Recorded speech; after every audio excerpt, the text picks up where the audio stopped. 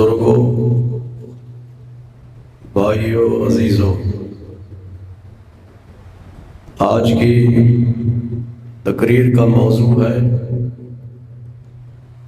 شہزادہ گل عنقبہ راغب دوش مصطفیٰ سید الشہداء حضرت امام حسین رضی اللہ تعالی عنہ کی ذات اقدس۔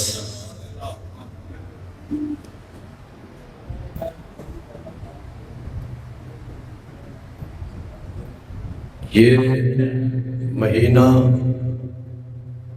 جسے محرم الحرام کہا جاتا ہے،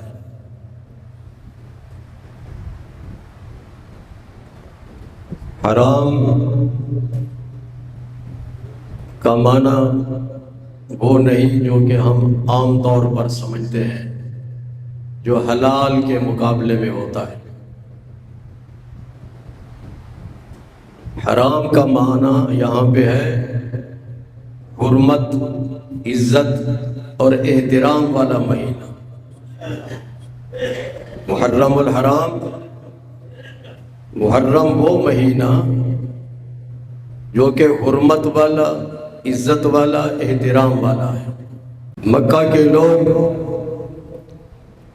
جو کہ شرک اور کفر میں مبتلا تھے،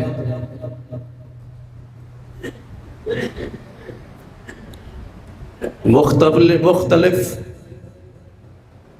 قبائل عرب پہ یہ علاقہ مشتمل تھا۔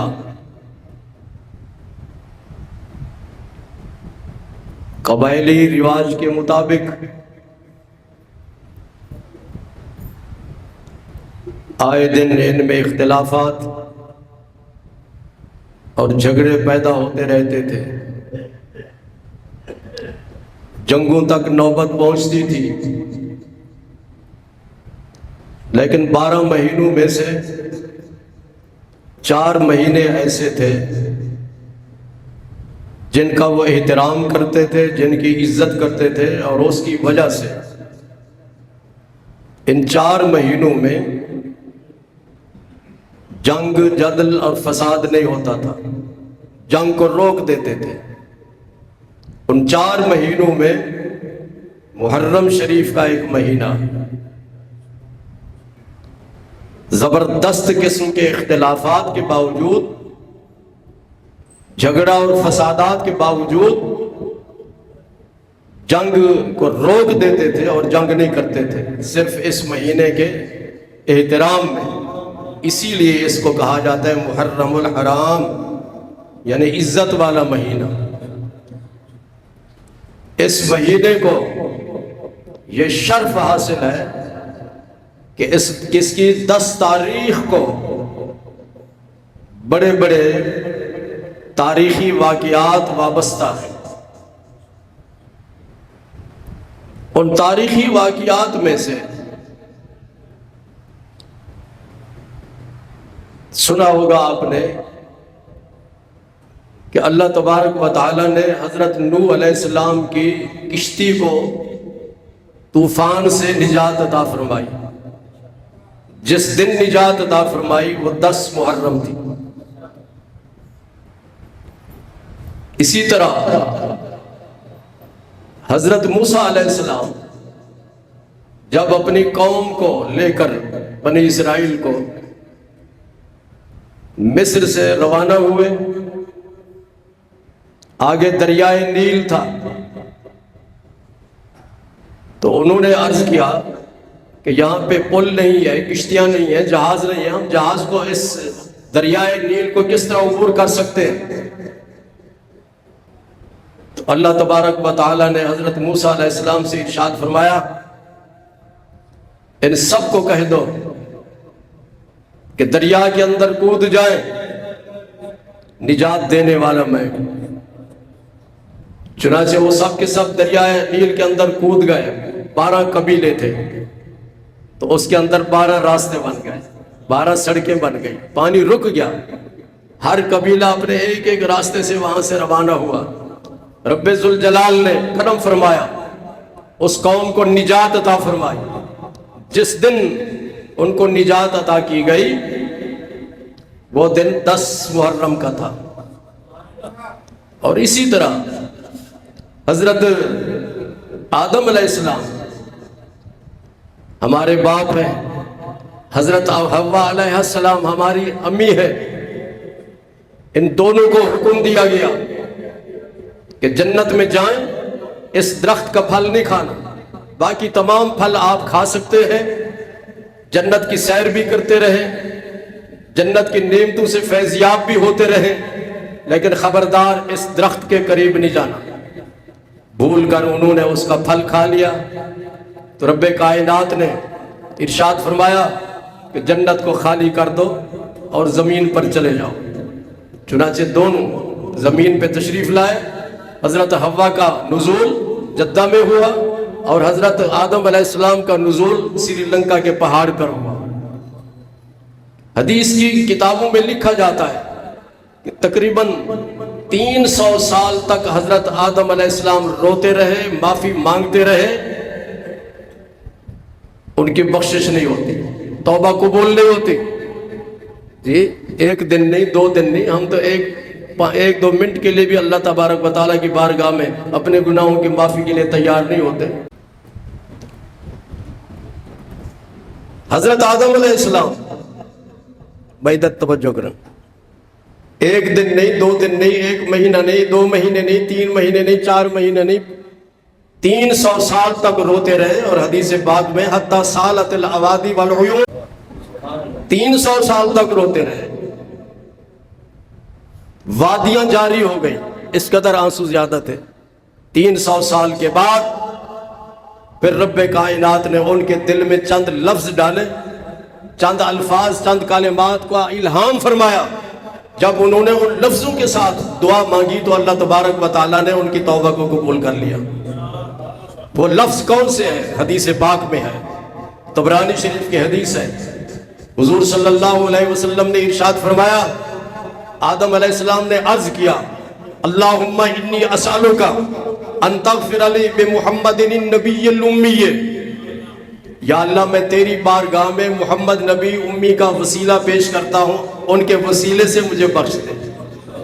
جب آدم علیہ السلام نے حضور صلی اللہ علیہ وسلم کا وسیلہ پیش کیا تو رب کائنات نے ارشاد فرمایا، قد غفرت لک، آدم میں نے تجھے بخش دیا، میں نے تجھے بخش دیا۔ فتلقى آدم من ربه کلمات فتاب علیہ انہ هو التواب الرحیم۔ آج کل یہ سوشل میڈیا پر اور واٹس ایپ پہ کچھ لوگ ایک خطبہ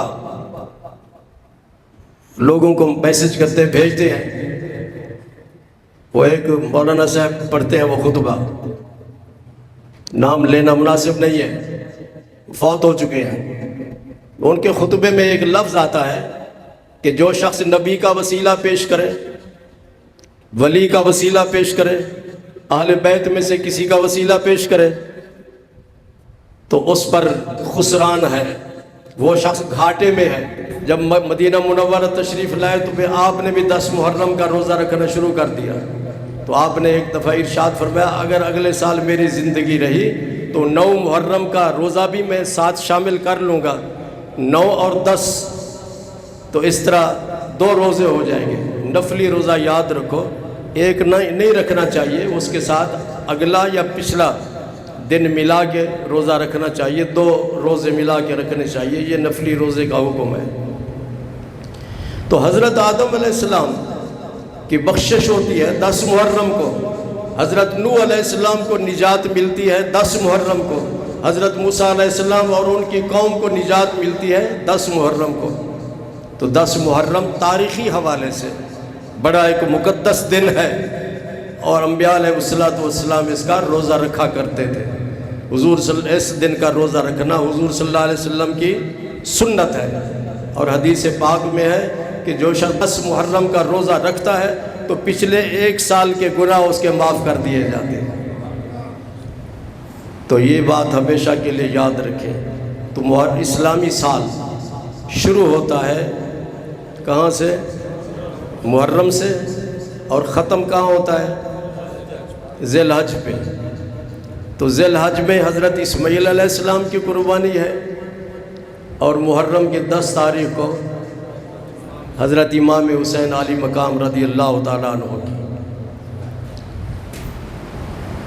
پوری دنیا کے مسلمان اس محرم کے مہینے میں حضرت امام حسین اور اہل بیت رضی اللہ تعالیٰ عنہم کے بارگاہ میں بڑی عقیدت کے ساتھ، بڑی محبت کے ساتھ نذرانہ عقیدت پیش کر رہے ہیں۔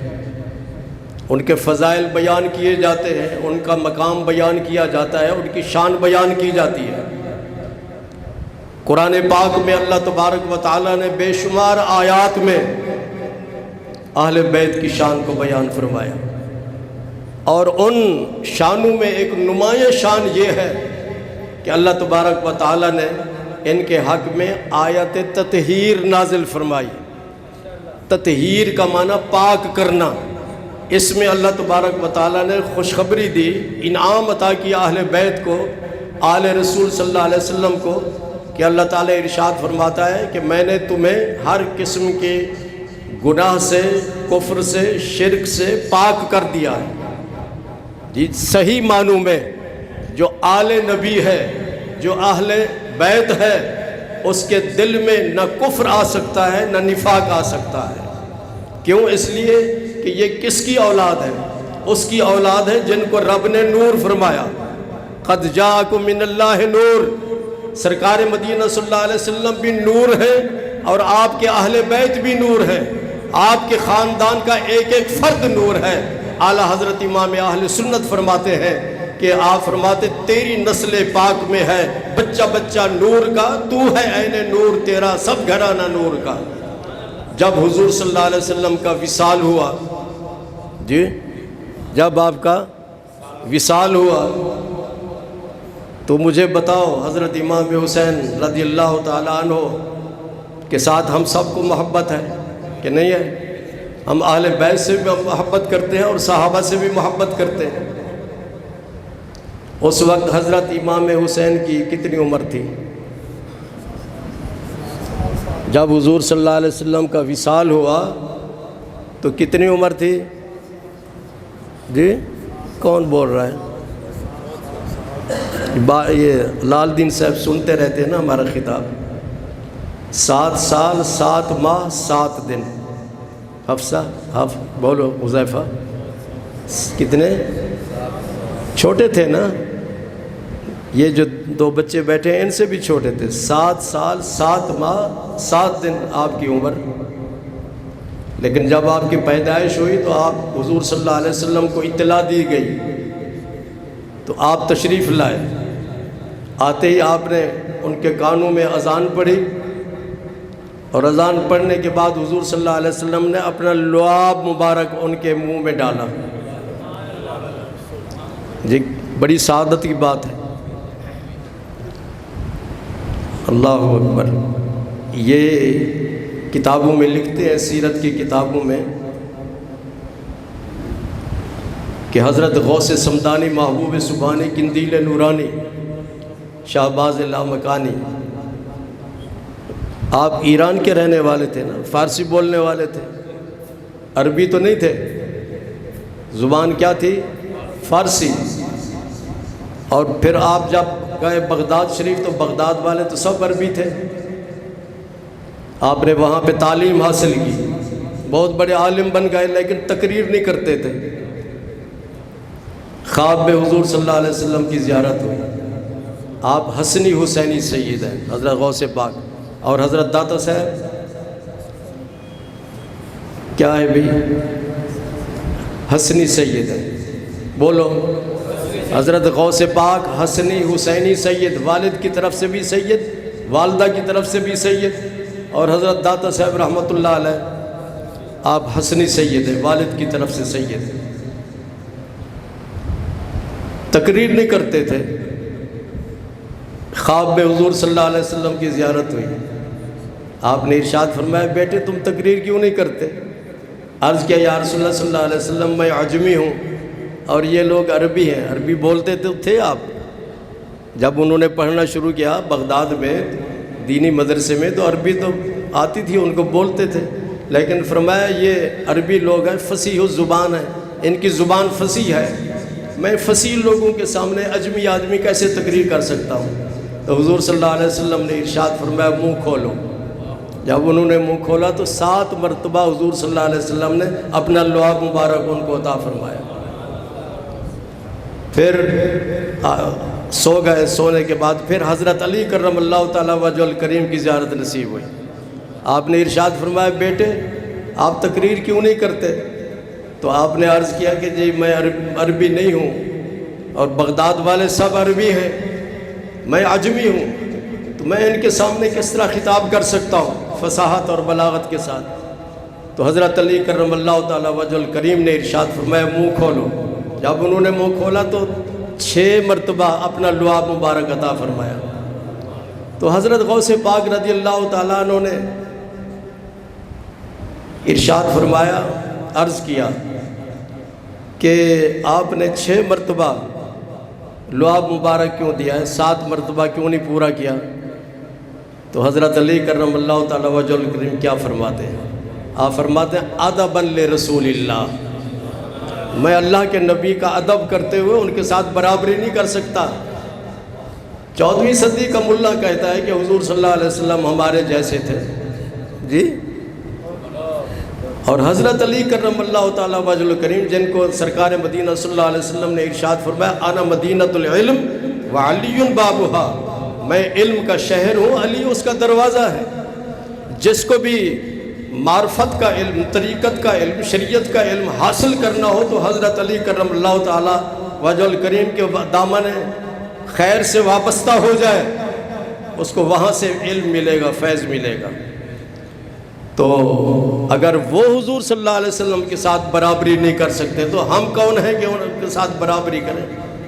بارکیف لعاب مبارک ایسا لعاب مبارک ہے کہ جس کی برکت سے انسان کو علوم ظاہری بھی حاصل ہو جاتے ہیں اور علوم باطنی بھی حاصل ہو جاتے ہیں۔ پھر آپ نے تقریر کرنی شروع کر دی تو آپ کی تقریر سننے کے لیے 70 80 ہزار کا مجمع ہوتا تھا جو آپ کا خطاب سنتے تھے۔ تو حضرت غوث پاک کی اگلی صف میں جو آدمی آپ کا خطاب سن رہا ہوتا تھا اسی طرح کی آواز آخری صف میں بیٹھنے والا آدمی بھی سن رہا ہوتا تھا کہ حضرت غوث پاک یہ خطاب فرما رہے ہیں۔ تو حضرت امام حسین رضی اللہ تعالیٰ عنہ کو لعاب مصطفیٰ ملا، بابرکت شخصیت تھی۔ حضور صلی اللہ علیہ وسلم نے پھر ان کو اپنے سینے سے لگایا اور اسی طرح 7 سال 7 ماہ 7 دن تک حضور صلی اللہ علیہ وسلم کی وہ تربیت میں رہے، آپ کی شفقت میں رہے، آپ کی رحمت سے وابستہ رہے۔ ایک دن آئے حضرت امام حسین رضی اللہ تعالیٰ عنہ، حضور صلی اللہ علیہ وسلم نے سینے سے لگایا اور ان کو سونگھا۔ کیا سونگھا؟ ہم بچوں کو بوسہ دیتے ہیں نا، چھوٹا بچہ ہو تو اس کو بوسہ دیتے ہیں، سمجھ لیا ابھی؟ لیکن حضور صلی اللہ علیہ وسلم بوسہ نہیں دے رہے، کیا کر رہے ہیں؟ سونگ رہے ہیں۔ صحابہ نے عرض کیا یا رسول اللہ صلی اللہ علیہ وسلم آپ ان حسن اور حسین کو سونگتے ہیں، چومتے نہیں ہیں، اس کی کیا وجہ ہے؟ آپ نے ارشاد فرمایا ہما ریحان عطایا فی الدنیا، یہ دونوں جنت کے پھول ہیں جو اللہ تعالیٰ نے مجھے دنیا میں عطا فرمائے۔ تو پھولوں کو چوما نہیں جاتا، پھولوں کو سونگھا جاتا ہے۔ تو حضور صلی اللہ علیہ وسلم دعا کرتے ہیں، حضرت امام حسن اور امام حسین آپ کی گود میں ہے تو اس وقت دعا کرتے ہیں۔ آپ فرماتے ہیں اللہم انی احبہما فاحبہما، یا اللہ میں ان سے محبت کرتا ہوں تو بھی ان سے محبت کر۔ اور اس کے بعد ارشاد فرمایا یا اللہ جو ان سے محبت کرے، جو امام حسن سے محبت کرے، امام حسین سے محبت کرے، تو بھی اس آدمی کے ساتھ محبت کر۔ ہم سب خوش قسمت ہیں، ہم سب خوش قسمت ہیں کہ حضرت امام حسن سے بھی محبت کرتے ہیں اور حضرت امام حسین سے بھی محبت کرتے ہیں۔ اور اس کی وجہ کیا ہے؟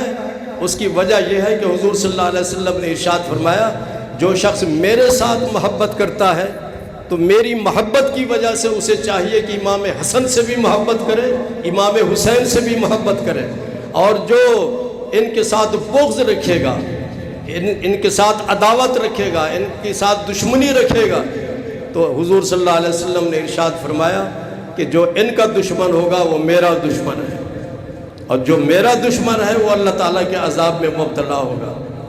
تو حضور صلی اللہ علیہ وسلم ایک مرتبہ تشریف فرما ہے، آپ ارشاد فرماتے ہیں الحسن والحسین سیدہ شباب اہل الجنہ، کہ حسن اور حسین دونوں جنتی نوجوانوں کے سردار ہیں۔ جنت میں نوجوان ہوں گے، ان تمام نوجوانوں کے سردار کون ہیں؟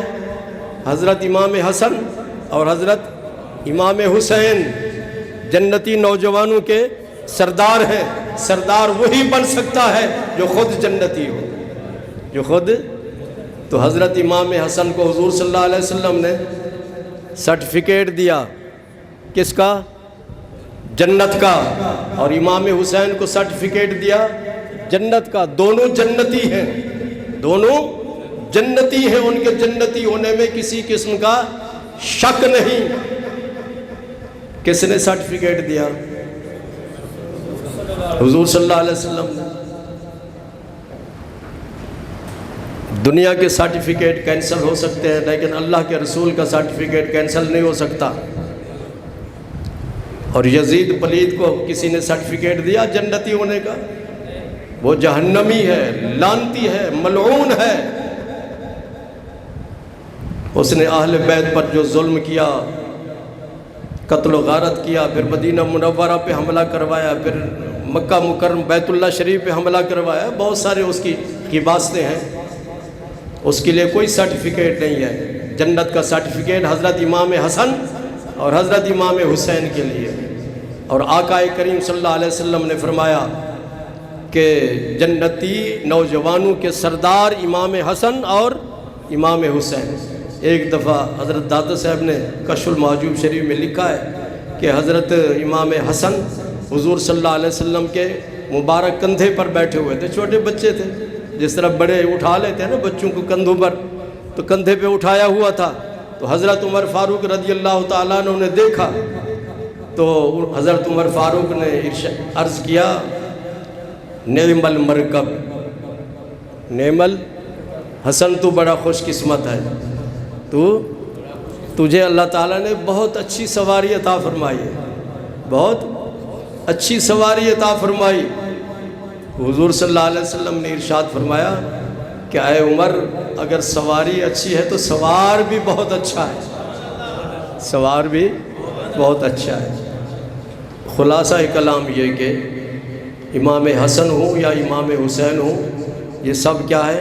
اہل بیت سے ان کا تعلق ہے، اور اہل بیت کی عزت، ان کا احترام، ان سے محبت کرنا ہمارے ایمان کا ایک حصہ ہے۔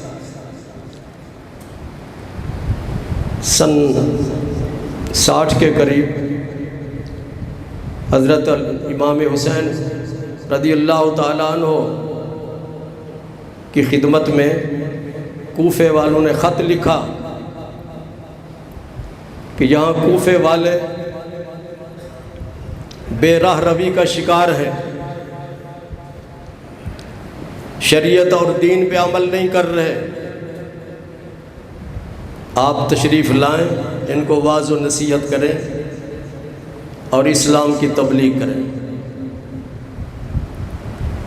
کئی سو کی تعداد میں یہ خط پہنچتے ہیں۔ تو حضرت امام حسین رضی اللہ تعالیٰ عنہ اپنے خاندان کے 72 افراد میں سے، اور بھی کچھ دوست احباب تھے، ان کے ساتھ تشریف لے جاتے ہیں۔ اور یہ مسئلہ، یہ بات یاد رکھو، حدیث پاک میں ہے کہ ایک مرتبہ حضور صلی اللہ علیہ وسلم کی گود میں حضرت امام حسن موجود تھے، امام حسین۔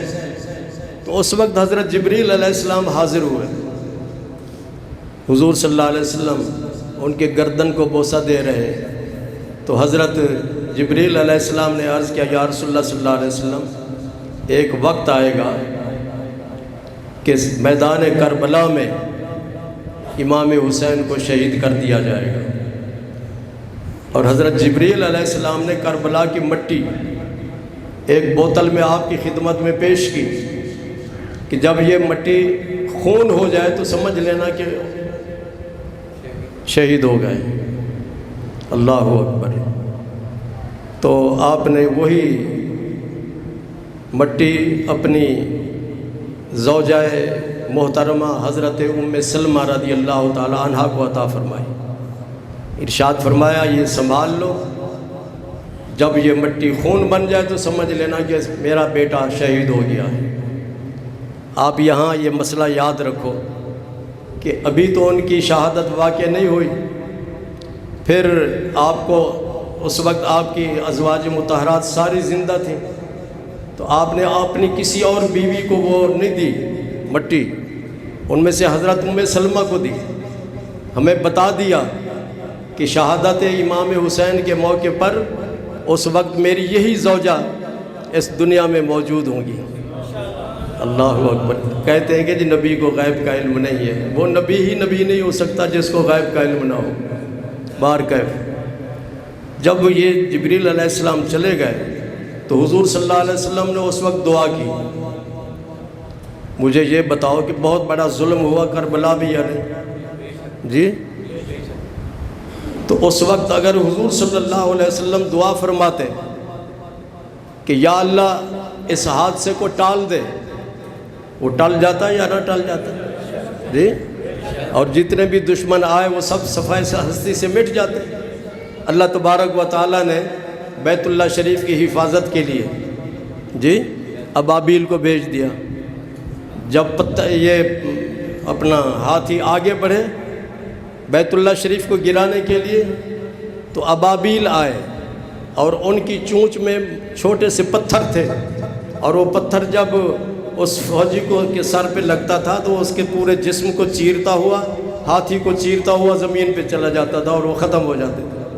تو اللہ تبارک و تعالیٰ نے ابابیل بھیج کر بیت اللہ شریف کی حفاظت فرمائی۔ تو کربلا کے اس واقعے کو ختم کرنے کے لیے رب کائنات فرشتے نہیں بھیج سکتا تھا اگر آپ دعا فرماتے، لیکن آپ نے یہ دعا نہیں فرمائی۔